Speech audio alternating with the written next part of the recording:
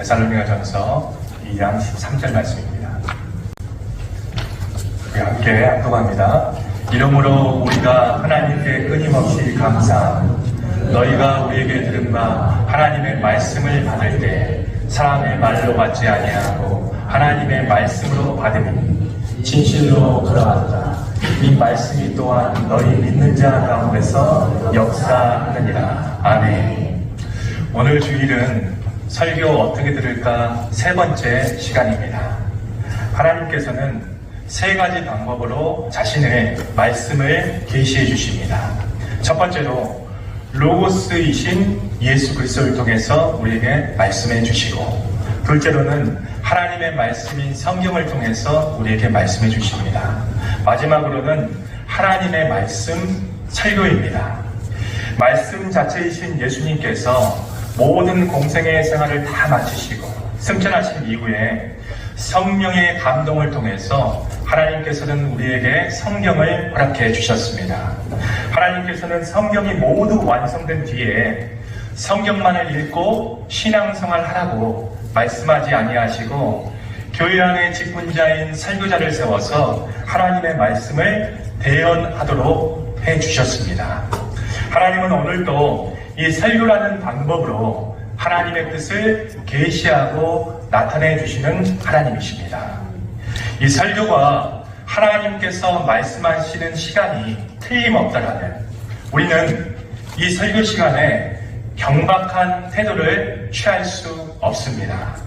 누군가가 나는 그리스도인이다 이렇게 자처하면서 하나님의 말씀을 듣지 않는다라면 그 신앙은 가짜일 것입니다. 또 설교 시간에 하나님의 말씀을 들을 때 완악하고 불순종한 마음으로 하나님의 말씀을 듣는 것은 하나님에 대한 완고함과 불순종의 마음을 품는 죄와 같은 것입니다. 왜 그렇습니까? 하나님의 말씀을 대하는 태도가 말씀이신 하나님에 대한 태도이기 때문입니다. 세상은 지금 들을 귀가 없어서 하나님의 말씀을 듣지 못하지만 하나님께서는 특별히 우리 모두를 먼저 선택하여 주시고 사랑해 주셔서 하나님의 말씀을 들을 특별한 기회를 우리에게 허락해 주셨습니다. 그러나 하나님의 말씀을 듣는 이 특권의 기회가 꼭 은혜로 이어지는 것은 아닙니다. 기회는 양자 간의 선택을 의미합니다. 이 선택이라는 것은 반드시 두 가지의 결과를 낳게 된다는 것이죠. 우리가 하나님의 말씀을 어떻게 듣느냐에 따라서 결과는 두 가지로 나누어집니다. 첫 번째로 영적인 생명의 양식이 공급되는 삶이 있는가 반면에 영적인 생명의 양식이 고갈되는 삶이 있습니다. 이 듣기의 결과는 우리의 신앙생활과 삶 가운데로 계속 이어집니다. 영적인 생명의 양식이 공급되는 삶은 말씀의 능력이 우리의 삶과 우리의 신앙을 이끌어서 우리 안에 속사람을 자게끔 만듭니다. 그래서 우리를 진정한 그리스도인으로 차츰차츰 성장을 시킵니다. 그러나 영적인 생명의 양식이 고갈되는 삶은 계속해서 심령이 묻어지고 강팍해져서 옛 육신의 본성과 감정으로 살도록 만든다는 것입니다. 이 듣기의 결과는 마지막 열매를 맺게 되죠. 말씀이신 그리스도께 붙어 있어서 속사람의 변화를 이루는 영적인 알곡들은 영원한 하나님 나라에 들어가게 되고, 말씀이신 그리스도께 끊어져 속사람이 메마르고 육신의 생각과 감정으로 사는 영적인 쭉정이는 마지막 날 슬피 울며 이를 갈미 있게 되는 것입니다. 이 설교 시간이라는 것은 우리 영혼과 우리의 신앙을 결정하는 생과 사를 가르는 두 갈림길의 자리이고, 이 영적 세계의 존재들이 활발히 활동하는 치열한 영적 전투 현장이 바로 이 설교의 자리라는 것입니다. 우리가 설교의 중요성을 안다면 일주일에 168시간 중에 단 30분의 짧은 설교의 시간에 빨리 설교가 지나갔으면 좋겠다, 이런 생각이 들지 않을 것입니다. 무엇보다도 우리가 하나님의 말씀인 이 설교의 말씀을 잘 듣기 위해서는 한 가지 전제 조건이 있습니다. 그 전제 조건이 무엇이냐? 먼저 중생하고 거듭나야 한다는 것입니다. 아무리 훌륭한 설교자라도 중생, 이 거듭나지 않는 사람에게는 하나님의 말씀이 무익하고 따분할 따름입니다. 육에 속한 사람은 하나님의 진리의 말씀을 달가워하지 않습니다. 특히 하나님의 말씀, 성경적인 설교에는 무관심하고 관심을 갖지 않는 경우가 대부분입니다. 우리 본전에서 2장 14절 말씀 함께 읽어보도록 하겠습니다. 육에 속한 사람은 하나님의 성령의 일들을 받지 아니하나니 이는 그것들이 그에게는 어리석게 보임이요 또 그는 그것들을 알 수 없나니 그러한 일은 영적으로 분별되기 때문이라. 아멘. 이 육에 속한 사람은 하나님의 성령의 일들을 받지 못하죠. 이 성령께서 하시는 일은 예수님을 증거하고 나타내는 일인데 바로 이 설교 시간이 예수님을 증거하고 나타내는 시간입니다. 그래서 육에 속한 사람은 하나님의 진리의 말씀을 듣기를 달가워하지 않습니다. 이 죄악된 본성인 사람이 새 사람으로 거듭나지 않는 이상 하나님 말씀 이 설교에 큰 유익을 기대하기는 힘듭니다. 참된 회심의 증거 중 한 가지가 있는데요. 참된 회심의 증거 중 한 가지가 날마다 하나님의 말씀을 기대하고 사모하는 것입니다. 육신의 생명을 가진 사람이 날마다 육신의 생명을 유지하기 위해서 삼시세끼 육신의 양식을 먹듯이 이 거듭난 하나님의 생명을 가진 사람들은 영의 생명을 유지하기 위해서 날마다 영의 양식에 목말라 합니다. 영의 사람이 영의 양식을 먹지 못하면 영적 생명을 유지하며 살 수가 없는 것입니다. 반드시 영의 사람들은 영적인 양식을 갈구하게 되어 있습니다. 그런데 정말 놀라운 것은 이 새 사람이 되는 거듭남, 이 중생도 무엇으로 됩니까? 하나님의 말씀으로 됩니다. 우리 베드로전서 1장 23절부터 25절 말씀 함께 읽어보도록 하겠습니다. 너희가 거듭난 것은 썩어질 씨로 된 것이 아니요 썩지 아니할 씨로 된 것이니 살아있고 항상 있는 하나님의 말씀으로 되었느니라. 그러므로 모든 육체는 풀과 같고 그 모든 영광은 풀의 꽃과 같으니 풀은 마르고 꽃은 떨어지되 오직 주의 말씀은 세세토록 있도다 했으니 너희에게 전한 복음이 곧 이 말씀이니라. 아멘. 우리가 하나님의 생명으로 거듭 태어날 수 있는 것, 이 중생을 할 수 있는 것도 하나님의 말씀을 듣는 것으로부터 시작이 된다는 것입니다. 우리가 하나님을 신앙생활하면서 중생하고 또 거듭나야 영적인 귀가 열려서 또 하나님의 말씀이 잘 들립니다. 또 중생한 영적인 귀로 하나님의 말씀을 들으니까 우리의 신앙과 믿음에 계속해서 성장과 자라남이 있습니다. 말씀이 들리는 사람들은 이 영적인 원리에 따라서 한 가지씩 순차적으로 하나님의 모든 은혜를 누리고 사는 것입니다. 그러나 말씀이 들리지 않으면 어떻게 될까요? 말씀이 들리지 않는 사람은 1차적으로 중생 거듭남도 없고 중생 거듭나지 못하니까 계속해서 영적인 귀가 없어서 하나님의 말씀에 관심이 없게 됩니다. 계속해서 하나님의 말씀이 잘 들리지 않는 영적인 악순환을 겪게 된다는 것이죠. 이 말씀이 들리지 않는 사람은 시간이 지나면 지날수록 속사람이 더 피폐해지고 메말라가기 시작합니다. 우리가 하나님의 말씀 중에 반드시 기억해야 될 말씀이 있죠. 그 말씀이 무엇입니까? 있는 자는 받겠고 없는 자는 그 있는 줄로 아는 것까지도 빼앗기리라. 이 예수님의 말씀을 우리가 반드시 기억해야 될 줄 믿습니다. 우리 설교 시간은 회색지대와 중간지대가 없습니다. 이것이 신앙의 원리이고 영적인 원리이기 때문입니다. 자, 우리가 설교 시간 하나님의 말씀을 올바르게 듣기 위해서 오늘 한 가지의 말씀을 반드시 기억하고 오늘 이 예배당을 나가셔야 될 줄 믿습니다. 그 말씀은 설교 시간 하나님의 말씀을 통해서 하나님의 말씀이 내 귀에 들려질 때 이 말씀들이 사람의 말이 아니라 하나님이 말씀하시는 소리로 반드시 들어야 된다는 것입니다. 오늘 본문 데살로니가전서 2장 13절 말씀 우리 다시 한번 하나님의 말씀을 합독해 보도록 하겠습니다. 이러므로 우리가 하나님께 끊임없이 감사하고 너희가 우리에게 들은 바 하나님의 말씀을 받을 때 사람의 말로 받지 아니하고 하나님의 말씀으로 받으니 진실로 그러하도다. 이 말씀이 또한 너희 믿는 자 가운데서 역사하느니라. 아멘. 데살로니가전서 성도들은 바울의 설교를 사람의 말로 듣지 아니하고 하나님의 말씀으로 받아들였습니다. 그랬더니 데살로니가 성도들 안에 하나님의 말씀이 살아 역사하기 시작했습니다. 이 데살로니가 성도들은 어떤 상황 가운데 바울의 말씀을 하나님의 말씀으로 받아들였을까요? 데살로니가서 1장 6절부터 7절 말씀을 계속해서 보도하겠습니다.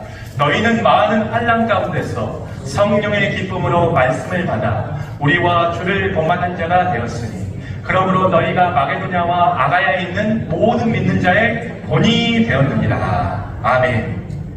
이 데살로니가 성도들은 힘든 상황과 환경 가운데 있었지만 바울이 전한 말씀을 사람의 말이 아니라 하나님의 말씀으로 받아들였다는 것입니다. 그 결과 환난과 모든 고난을 이기는 말씀의 능력을 경험하게 되죠. 사실 사도 바울은 약점이 많은 설교자였습니다. 말이 어눌했고 육체의 가시, 이 안질과 또는 간질이라는 것들을 가지고 있었습니다. 또 초기 기독교 문헌에 의하면 이 바울이라는 사람은 대머리였어요. 또 키가 135cm로 아주 키가 작은 아주 볼품없는 사람이었습니다. 또 초기 기독교 문헌에 의하면 바울은 다리가 아주 심하게 휜 사람이었다라고 우리에게 말씀을 전하고 있습니다. 그러나 갈라디아서 4장 14절에 갈라디아 교회의 성도들은 이 볼품없는 바울을 하나님의 천사와 예수 그리스도와 같이 바울을 영접했다라고 성경은 우리에게 말씀을 증거하고 있습니다. 이 갈라디아 성도들이 바울을 예수님과 같이 받아들인 이유가 무엇이었겠습니까? 바울이 하나님의 말씀을 전해주는 사람이었기 때문입니다. 또 이방인 백부장 고넬료도 베드로에게 이러한 태도를 보입니다. 유대인 베드로가 이방인 고넬료 집에 하나님의 말씀을 전하러 갔을 때 이 고넬료는 어떤 태도를 취했습니까? 베드로가 들어오자마자 그 발 앞에 엎드려 절을 했다는 것입니다. 고넬료가 이 베드로 앞에 무릎을 꿇은 것은 자존심이 없어서가 아니죠. 단 한 가지 이유 때문입니다. 베드로가 하나님의 말씀을 전해주는 사람이기 때문에 하나님의 말씀을 겸손하게 받는다는 의미하에서 베드로가 들어왔을 때 무릎을 꿇은 것입니다. 이 데살로니가 성도들, 또 갈라디아 교회의 성도들, 백부장 고넬료의 이 성경 이야기에서 우리가 살펴볼 수 있는 한 가지 공통점은 이 모든 사람들이 사도들을 통해서 전해지는 말씀을 사람의 말이 아니라 귀한 하나님의 말씀으로 여겼다는 것입니다. 우리 신앙인들도 마찬가지입니다. 설교자를 통해서 대언되는 하나님의 말씀들을 사람의 소리, 목사의 소리로만 들어서는 안 되겠습니다. 반드시 하나님의 말씀으로 듣는 믿음이 우리 가운데 있어야 되겠습니다. 그래야 우리 성도님들 안에 하나님의 말씀이 역사하기 시작한다는 것입니다. 오늘날 많은 신앙인들이 강단에서 선포하는 하나님의 말씀을 사람의 소리로만 들을 때가 많이 있습니다. 그렇다면 이 설교의 짧은 30분의 시간은 우리의 신앙생활 가운데 아무런 유익 없는 시간이 되는 것입니다. 우리는 설교 시간, 설교자 앞에서만 서 있는 시간이 아니라 반드시 기억해야 될 것은 하나님 앞에 지금 서 있는 자리라는 사실을 우리 모두가 기억해야 될 줄 믿습니다. 자, 오늘날 하나님의 말씀을 듣는 성도들은 왜 강단에서 선포되는 하나님의 말씀을 사람의 말로 듣는 경우가 많을까요? 첫째로 이 설교 시간과 이 설교자를 세우신 분이 하나님이라는 사실을 모르기 때문에 하나님의 말씀을 사람의 말로 듣는 경우가 허다합니다. 자, 우리가 강단에서 설교를 통해서 하나님의 말씀을 듣게 하신 것은 사람이 만들어낸 것이 아닙니다. 하나님께서 정하신 방법이자 하나님께서 만드신 법칙이라는 것입니다. 이것을 우리가 확실히 알고 이 설교 시간에 하나님의 말씀을 들어야 한다는 것입니다. 예수님께서는 모든 공생의 사역을 마치시고 승천하실 때 제자들에게 한 가지 명령을 말씀하셨습니다. 우리 다 아시는 말씀이죠. 마태복음 28장 20절 말씀 함께 읽어보도록 하겠습니다. 내가 너희에게 분고한 모든 것을 가르쳐 지키게 하라. 볼지어다 내가 세상 끝날까지 너희와 항상 함께 있으리라 하시니라. 이 말씀에 중요한 포인트가 나옵니다. 설교란 무엇입니까? 이 설교라는 것은 말씀을 가르쳐 지키도록 하는 것이 바로 이 설교입니다. 그러면 이 말씀에 의하면 이 설교하는 어떤 내용이 포함되어 있어야 됩니까? 예수님께서 분부한 모든 것입니다.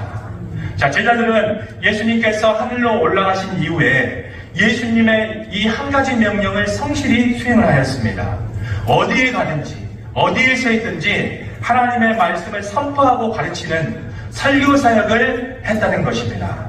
사도행전 2장 42절 말씀 계속해서 읽어보도록 하겠습니다. 그들이 사도의 가르침을 받아 서로 교제하고 떡을 떼며 오로지 기도하기를 힘쓰니라. 자, 여기 말씀에 보면 사도들의 가르침이 나오는데 이 가르침이 바로 설교라는 뜻입니다. 또 성경에서 말씀하는 가르침, 전도, 전파, 강론, 이 증언이라는 말씀이 나오죠. 이런 단어들이 설교의 또 다른 표현들입니다. 자, 예를 들어서 우리 디도서 1장 3절 말씀 함께 다시 한번 말씀을 읽어보도록 하겠습니다. 자기의 때에 자기의 말씀을 전도로 나타내셨으니 이 전도는 우리 구주 하나님이 명하신 대로 내게 맡기신 것이라. 자, 여기서 전도라는 말이 나오죠. 이 전도라는 뜻이 선포라는 뜻입니다. 즉, 이 선포라는 뜻은 설교라는 뜻을 가지고 있습니다. 하나님께서 정하신 때에 설교자를 세워서 하나님의 뜻을 맡기셨다는 것입니다. 우리 사도 바울이 정말 사랑한 한 사람이 있었습니다. 바로 누굽니까?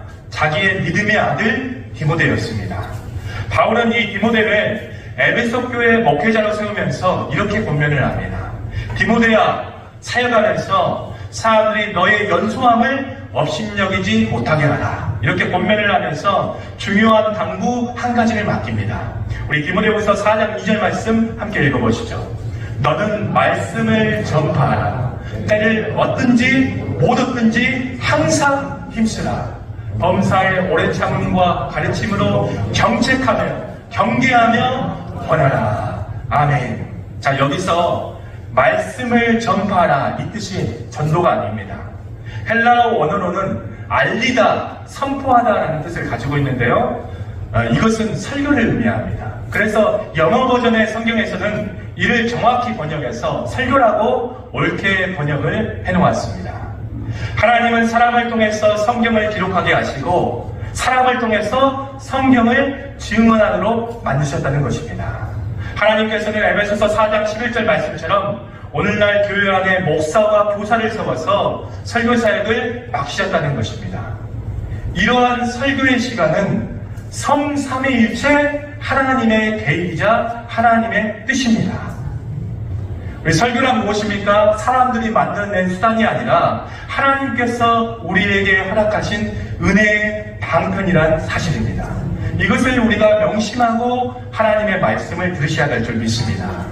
이 설교자와 설교 시간을 만드신 것은 사람이 아니라 하나님이십니다. 설교 시간, 설교자의 말씀을 듣는 것은 하나님의 말씀을 듣는 것과 마찬가지인 것입니다. 왜냐하면 하나님께서 그 하나님의 말씀을 이 설교자들에게 위임하셨기 때문입니다.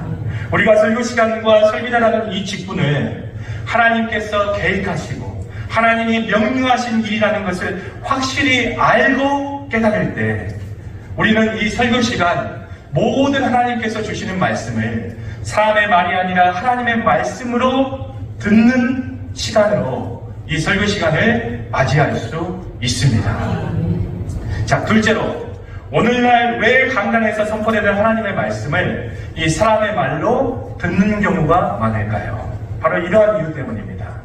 말씀을 전하는 설교자에 대한 잘못된 편견과 오해 때문입니다. 이 말씀을 전하는 설교자에 대한 잘못된 편견과 오해들은 설교 시간을 하나님의 말씀보다 사람의 말로 듣게 만드는 중요한 요인들입니다. 우물가에서 물을 얻으려면 어떻게 해야 됩니까? 우물가에서 물을 얻으려면 깨끗하고 빈 물동이를 가지고 가는 게 현명한 방법이죠. 그러나 더러운 물동이를 가지고 가서 물을 퍼올린다면 어떻게 될까요? 아무리 물을 퍼도 오염된 물밖에 담을 수가 없는 것입니다. 이와 같이 우리가 하나님의 말씀을 들을 때 어떤 설교자에 대한 잘못된 편견과 오해의 마음으로 하나님의 말씀을 듣는다면 항상 오염된 하나님의 말씀을 받는 것과 똑같습니다. 설교자는 하나님의 말씀을 대언해주는 하나님의 도구입니다. 설교자도 때론 연약한 점들이 있고 부족한 점들이 있지만 선포되는 하나님의 말씀은 참되고 선한 것입니다. 부족한 사람의 입을 통해서 선포되는 설교이지만 그 입을 지으시고 그 입을 통해서 말씀하시는 분은 하나님이시라는 것입니다. 우리가 다른 모든 요인들을 뒤로하고 설교 시간 이 설교자를 하나님의 사자로 대하는 축복이 있기를 바랍니다. 우리 누가복음 10장 16절 말씀에 그를 경멸하는 것은 그를 보내신 이를 경멸하는 것이다. 이 하나님께서 우리에게 분명히 말씀을 하고 있고 하나님의 심부름꾼을 거부하는 것은 하나님을 거부하는 행위와 마찬가지라는 사실을 성경은 계속해서 우리에게 말씀을 전하고 있습니다. 우리가 평생의 설교 시간 하나님의 말씀을 들을 때 설교자에 대한 잘못된 편견과 오해의 방해물을 걷어내야 사람의 말이 아니라 하나님의 말씀으로 설교를 들을 수 있는 것입니다. 자, 우리가 설교의 말씀을 하나님의 말씀으로 듣기 위해서 설교자에 대한 잘못된 편견과 오해를 갖지 않으려면 우리가 어떻게 해야 될까요? 자, 평소에 우리가 설교자와 인격적인 교제를 유지하셔야 됩니다. 평소에 설교자와 인격적인 교제 나누기를 우리 성도님들이 즐거워하셔야 됩니다. 설교자와 인격적인 교제는 평상시에 설교를 이해하는 데 아주 큰 도움이 됩니다. 그러나 설교자와 인격적인 교제를 나누지 않고 설교를 듣게 된다면 잘못된 편견과 오해를 갖기가 쉽습니다. 이 설교자와 인격적인 관계가 맺어지지 아니하면 설교자는 본문 내용을 그대로 전했을 뿐인데 듣는 청중이 설교의 말씀을 오해하기가 쉽습니다. 마치 자기를 꼬집어서 이야기하는 것 같고 자신만을 향해서 말씀하는 것처럼 오해하기 쉽다는 것입니다. 혹시라도 이러한 잘못된 편견과 오해가 생기지 않으려면 평상시에 설교자와 인격적인 교제가 필요한 것입니다. 설교는 설교자와 청중 간의 인격적인 교감을 전제로 합니다. 우리 갈라디아서 6장 6절 말씀 함께 읽어보도록 하겠습니다. 가르침을 받는 자는 말씀을 가르치는 자와 모든 좋은 것을 함께 하라. 이 말씀을 듣는 청중들은 말씀을 가르치는 자와 모든 좋은 것을 함께 해야 된다. 이렇게 성경은 우리에게 말씀을 증거하고 있습니다. 설교자와 인격적인 교제와 이 교감이 없으면 말씀을 전하는 설교자에 대한 잘못된 편견과 오해가 쌓일 수 있고 설교 시간 하나님의 말씀이 사람의 말들로만 들리는 일들이 발생하기 시작합니다. 자, 두 번째로 말씀을 전하는 설교자와 화목하셔야 됩니다. 한 공동체 내에서 여러 가지 일을 하다 보면 오해와 갈등이 때로는 생길 수가 있습니다. 때로는 불화가 지속되어서 오랫동안 껄끄러운 관계가 유지가 될 수도 있습니다. 이러한 현상들은 사람이 사는 곳이라면 어느 곳에든지 발생하는 공통적인 현상들입니다. 그럴 때라도 이 설교 시간에 이 설교를 통해서 주시는 하나님의 말씀을 사람의 말로 듣지 아니하고 하나님의 말씀으로 들어야 된다는 것입니다. 그리고 혹시라도 오해와 갈등이 있더라면 어떻게 될까요? 될 수 있는 한 빨리 시일 내에 화해를 해야 됩니다. 우리 마태복음 5장 23절부터 24절 말씀 함께 읽어보시죠. 그러므로 예물을 제단에 드리려다가 거기서 내 형제에게 원망 들을 만한 일이 있는 것이 생각나거든. 성령께서 생각나게 하신다는 것이죠. 예물을 제단 앞에 두고 먼저 가서 형제와 화목하고 그 후에 와서 예물을 드리라. 아멘. 말씀을 듣는 청중들은 가능한 한 자신의 영혼과 믿음 생활과 신앙 생활을 위해서 설교자와 좋은 관계를 유지하기 위해서 힘써야 합니다. 그래야 설교 시간이 사람 말이 아니라 하나님의 말씀으로 들리게 됩니다. 자, 세 번째로 또 말씀을 전하는 설교자에게 최소한의 존경심이 필요합니다. 이 설교자에 대한 최소한의 존경심이 있어야 설교 시간 사람의 말을 뛰어넘어서 하나님의 말씀으로 말씀이 들리기 시작합니다. 설교자는 하나님의 말씀을 전하기 위해서 반드시 유지해야 되는 세 가지가 있습니다. 첫 번째로 거룩입니다. 두 번째로는 권위입니다. 세 번째로는 존경이라는 요소입니다. 설교자는 권위주의를 내세우면 절대 안 됩니다. 우리 성도님들 권위주의와 권위는 구별하셔야 됩니다. 그러나 말씀을 전하고 목회를 하기 위해서 최소한의 존경과 최소한의 권위가 필요합니다. 설교를 듣는다는 것은 일종의 가르침을 받는다는 뜻인데 가르치는 자에 대한 최소한의 존경심이 없다면 이 설교의 가르침을 받기가 어렵습니다. 이 설교자에 대한 최소한의 존경심은 고스란히 하나님의 말씀의 존경심으로 이어지는 것입니다. 우리 딤전 5장 17절 말씀 함께 읽어보도록 하겠습니다. 잘 다스리는 장로들은 배나 존경할 자로 알되 말씀과 가르침에 경할 자로 알되 말씀과 가르침에 수고하는 이들에게는 더욱 그리할 것입니다. 아멘. 여기서 말씀과 가르침이란 설교하는 자들을 의미합니다. 평상시 설교자를 존중해야 되는 이유는 설교자의 어떤 인간성과 댐댐이 때문이 아닙니다. 설교자가 똑똑해서 잘나서 존경하는 것이 아닙니다. 때론 설교자가 실수도 하고 부족한 점이 있다고 할지라도 설교자가 하나님의 직분을 맡아서 하나님의 말씀을 전달해주는 사람이기 때문에 존경을 표하는 것입니다. 설교자란 사람보다 하나님께서 부여하신 직분의 권위를 존경하라는 뜻입니다. 우리 히브리서 13장 17절 말씀 표준 번역으로 함께 읽어보도록 하겠습니다.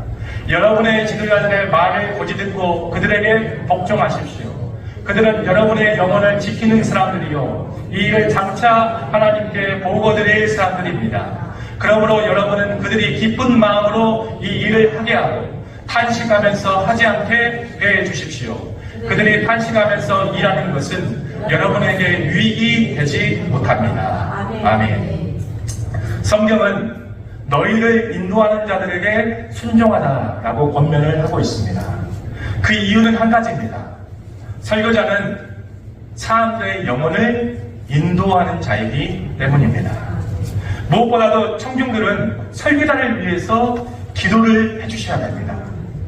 청중의 기도라는 것은 설교자를 돕는 가장 큰 섬김 중의 섬김입니다. 우리가 왜 설교자를 위해서 기도해야 될까요? 궁극적으로 나를 위해서입니다. 내가 그 설교자를 통해서 매주일 영적인 양식을 공급받고 신앙생활을 해야 되기 때문에 궁극적으로 나의 믿음과 나의 신앙을 위해서 설교자를 위해서 날마다 기도해 줘야 된다는 것입니다. 이 설교의 깊이와 영광은 말씀을 듣는 청중들의 기도에 달렸습니다. 우리 성도들의 중보의 기도의 깊이만큼이 설교 시간 말씀의 깊이라는 사실을 반드시 명심하셔야 될 줄 믿습니다. 그래서 말씀 공동체와 설교 사역은 설교자와 청중이 함께 이루어 나가는 것입니다. 자, 설교자에 대한 사소한 편견과 오해와 감정은 이 설교 시간, 우리가 설교 시간에 하나님의 말씀을 하나님의 말씀으로 온전히 받아들이는 것을 방해하는 요소입니다. 자, 우리가 마지막으로 왜 강단에서 선포되는 하나님의 말씀을 사람의 말들로 듣는 경우가 많을까요? 자, 우리 셋째로 무거운 말씀과 책망의 말씀을 들을 때 사람의 말로 듣는 경우가 허다하기 때문입니다. 자, 설교 시간 우리가 축복의 말씀을 들을 때는 하나님의 말씀으로 받아들이는 사람들이 굉장히 많이 있죠. 그런데 무거운 짐과 책망의 말씀을 들을 때에는 사람의 말로 들을 때가 굉장히 많이 있습니다. 이 세상에서 하나님의 말씀만이 우리의 마음과 심령을 쪼개는 유일한 도구입니다. 우리 히브리서 4장 12절 말씀 함께 읽어보시죠. 하나님의 말씀은 살아있고 활력이 있어 좌우의 날선 어떤 검보다 예리하여 혼과 영과 및 관절과 골수를 찔러 쪼개기까지 하며 또 마음의 생각과 뜻을 판단하나니 아멘. 하나님의 말씀이 선포될 때 우리 마음 안에 울림이 있는 것이 정상입니다. 설교 시간 우리가 하나님의 말씀을 듣는데 하나님의 말씀에 울림이 없더라면 설교자가 그 하나님의 말씀을 잘못 전하든지 내가 설교를 잘못 듣든지 둘 중에 하나인 것입니다. 하나님께서는 우리가 죄악된 본성을 가지고 있기 때문에 우리의 죄와 우리의 허물들을 올바른 길로 인도하시기 위해서 성경을 허락해 주셨습니다. 우리 디모데후서 3장 16절 말씀에 교훈과 책망이 우리를 의로 교육하기에 유익하다. 이렇게 성경은 우리에게 말씀을 증가하고 있고요. 디도서 1장 13절 말씀에 의하면 책망이 없으면 믿음이 온전케 되는 일이 없다. 이렇게 성경은 우리에게 말씀을 증가하고 있습니다. 하나님의 음성을 직접 듣는 분이 있더라면 하나님께서 직접 그 사람을 훈계하고 책망하시겠지만 문제는 하나님께서 설교자를 도구로 해서 성경 말씀을 가지고 하나님의 백성들의 죄악들을 회개시킬 때가 많다는 것입니다. 그래서 이 무거운 말씀과 이 죄에 대한 설교를 들을 때 사소한 오해가 생기기도 합니다. 성경 안에 하나님의 말씀의 훈계와 책망을 꼭 설교자의 감정으로 착각할 때가 많이 있습니다. 또 설교 시간 나 들으라고 직접 이렇게 이야기하는 것 같다 이렇게 생각하고 오해하는 경우들이 있습니다. 그러나 보통 상식적인 설교자는 한 사람을 겨냥해서 절대 설교하지 않습니다. 설교는 전체 공동체에게 주시는 하나님의 메시지입니다. 그런데 하나님의 말씀을 듣는 청중들이 본문에서 말씀하시는 바가 자기와 관련된 일처럼 느껴지기 때문입니다. 그냥 오늘 본문의 설교의 말씀이 당신을 위한 말씀이었을 뿐입니다. 생각해 보십시오. 매주일 하나님의 말씀이 나를 향한 말씀이 아니다라면 하나님은 과연 누구에게 말씀을 하셔야 되겠습니까? 겸손한 청중은 모든 하나님의 말씀이 자기를 향한 말씀이라는 사실을 늘 기억하는 사람들입니다. 모든 설교의 내용은 설교를 듣고 있는 나를 위한 설교입니다. 우리 모든 그리스도인들을 향한 설교라는 것이죠. 우리의 죄성을 밝히는 무거운 주제와 이 책망의 설교들은 때론 우리의 육신을 불편하게 만들 수 있습니다. 그러나 내 영혼의 병들을 치료하는 하나님의 사랑의 치료약이라는 사실을 반드시 기억하시기 바랍니다. 하나님의 말씀으로 우리의 잘못된 죄성을 해결하고 하나님께서 혹시라도 말씀하실 때 이 설교의 말씀을 듣는 청중들이 해야 될 일들은 불평이 아니라 돌이키는 것입니다. 변화입니다. 바로 분냄이 아니라 회개와 자복하는 마음입니다. 설교는 사람이 듣기 원하는 것을 전하는 것이 아니라 죄인들이 들어야 할 것을 전하는 것이 설교입니다. 설교는 사람들의 마음만을 달래주는 것이 설교가 아니라 죄인들에게 하나님의 뜻을 드러내야 하는 것이 이 설교의 자리라는 것입니다. 그래서 이 설교가 육신적으로 감정적으로는 고된 중노동의 자리입니다. 우리가 이 축복의 말과 위로의 말들만 하나님의 말씀으로 아멘 하는 것이 아니라 혹시라도 하나님께서 설교를 통해서 책망과 무거운 권고의 말씀을 하실 때에도 사람의 말이 아니라 하나님의 말씀으로 듣는 믿음이 우리 가운데 있어야 될 줄 믿습니다. 오늘 우리에게 하나님은 이렇게 말씀하십니다. 하나님의 말씀을 사람의 말이 아니라 하나님의 말씀으로 들어야 말씀의 능력을 경험한다는 것입니다. 우리 모든 성도님들에게 이러한 신령과 들리는 귀가 함께하기를 축복합니다.